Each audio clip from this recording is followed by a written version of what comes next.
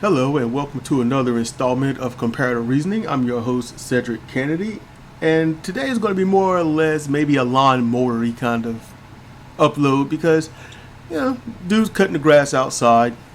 So I'll just switch on over here. Now, today we're going to be talking about division and enemies. Why? Because, Benjamin Dixon's show, I was listening to it, it's all put together, post-production, and put it up there for, just the live stream. I mean, it's not live. It's, it's just a premiere.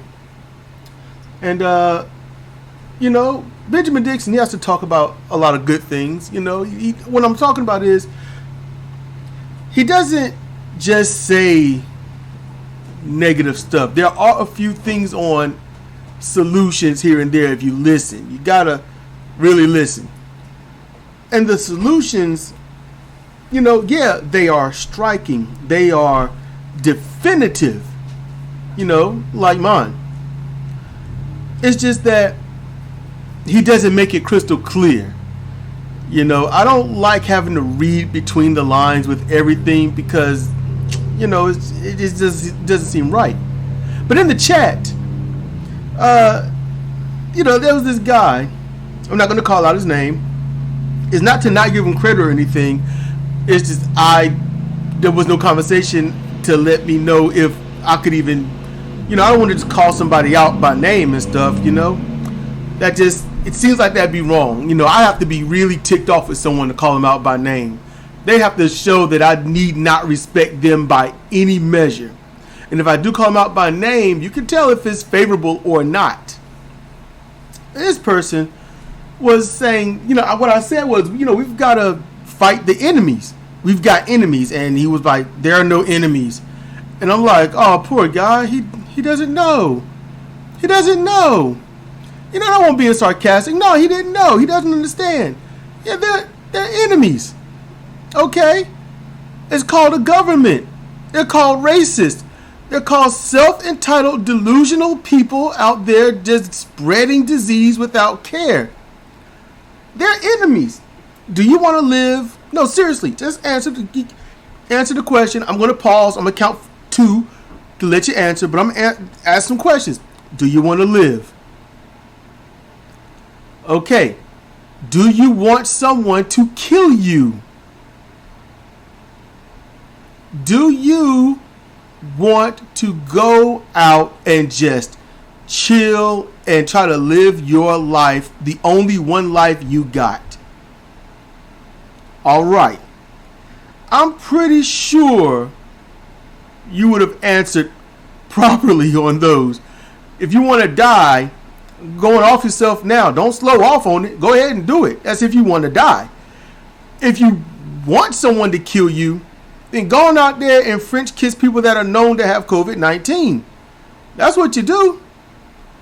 Do you want to live your life? Hey, do what you need to survive until this is over. But also, while you do that, you got to fight your enemies. Who are your enemies? They're the ones that have no problem with you dying because they want to do what they want to do. That's an enemy. That's an enemy. That's somebody that says, I don't care about your life. I don't care about your quality of life. I don't give a damn about your kids, you, your spouse, your siblings, your relatives, your friends. I don't care none about that. I'm going to do what I got to do. And if that ruins everything about you, then so be it. If that ain't an enemy, what is? That's an enemy. And that's what that is. So the government, what would you do? Hey, I want to stay home and try to make money from there because it's dangerous to go out. It's clear. It's dangerous to go out. It's not good. The government says get back to work. You get back to work. That's it. I don't care if you're going to catch COVID and die or spread it to those that would die. I don't care. You go out and you make money so that we can be all right. And we, meaning the government, the rich, the wealthy, not you. The people that are all out there, they're bumpkins and they're middle class. That's what they are. And the other ones that are out there that are not bumpkins or middle class are the ones trying to fight the good fight when it comes to the protest, this police brutality and everything like that. Those are the two people out there. And that's why we have a divide. That's why there's division. You've got one side that says, I want to live, I want to be safe, and the other side says, no. Just think about it. You know, the cops, the government, these well-to-do middle-class people, you know, these wealthy, rich people, these investors and whatnot, they are for law and order. There is a law. That law is not necessarily the law on the books. It's also those social unwritten laws. Know your role, stay in your lane, don't cause a ruckus. If you break any of these laws, if you expose us, you are now the enemy and you will be dealt with. People got murdered by cops. Outright, clear as day, murdered. Enough was enough. People took to the streets. Did they fight? No. Did they go and shoot and kill cops in, honestly, what would be justifiable revenge? No. They went out to the streets and yelled. That's it. They went out onto the streets and talked loudly. Called the cops out for what they were and what they supported and what they were about. And for that, they got clubbed, they got shot, they got pepper sprayed in the mouth, the eyes, tasered in the heart, the abdomen, the spine. They got tear gassed. Tear gas is unlawful when it comes to war. But they're going to use it domestically? Sounds like an enemy to me. When you fight a tyrannical government, you become the enemy. Therefore, that tyrannical government becomes the enemy. Therefore, they're enemies. And therefore, division. You've got those that support the tyrannical government. You got those that support it and don't realize what they're supporting. They just think government is all. You got people that was in the chat and it was like, you know, we can't depend on the Republicans or the Democrats to save us. I'm like, that's how you, and I said it, that's how you failed yourself. You don't look for someone to come save you. There's no white knight. You take care of yourself.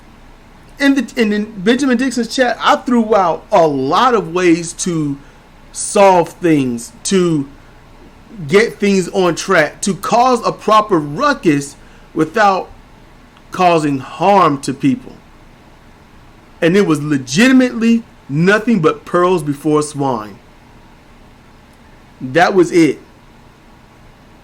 You know, I don't get up here and try to get you to nod your head. I get up here and I want to give you solutions. I want to tell you what's going on, how it's going on, my point of view, and how to solve it.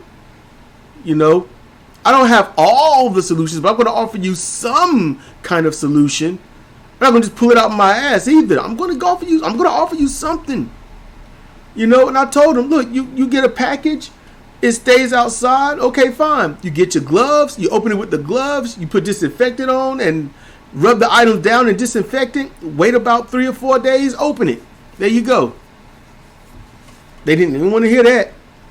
You know, well, you know what, we need to be solution oriented. We need solutions, you know. It's great to, you know, tell us why we're upset and stuff, but we need solutions. They didn't want to hear that either. So I don't know what's up with people. I don't know what's up. You don't want solutions. You don't want to take care of yourself. You want the government to save you. Why is there hope for you? This is why people have no hope. You want to create someone that's jaded and all this other stuff? There you go. Help me, help me, help me. I need help. I am here to save you. Can't you just turn the TV on instead? I mean, I'm getting stabbed here, but you know what? I'm missing my show. Madam, please, let us save you from this knife-wielding danger. Oh my God, you're getting in the way. And then if the hero leaves, what happens? They don't do anything. They suck. So what's the hope? Y'all talk to me. Talk to me. You know I read the comments. You know, talk to me. What is it that I could do? What is it that you could do? What is it that we could say and or do that would get people to listen, comprehend, understand? You know, what would it take for someone to be like, oh crap, I need to actually listen. Get up off my duff and listen. That's the question. That's the homework. Because I've tried. I don't know what else to do. You know, I went into the lion's den and the lion said, I'm not even going to bite you. I'm not going to look at you. I'm not going to bite you. I just don't care. It's like, whatever. I just want to be a spacey lump princess. Just do what I want to do. Get out of my face. That's what they are. So, y'all help me to help you, to help us, to help them. Good grief. This is sad. This is sad. I'm going to get up out of here. This is Cedric Kennedy for Comparative Reasoning. Thank you for listening.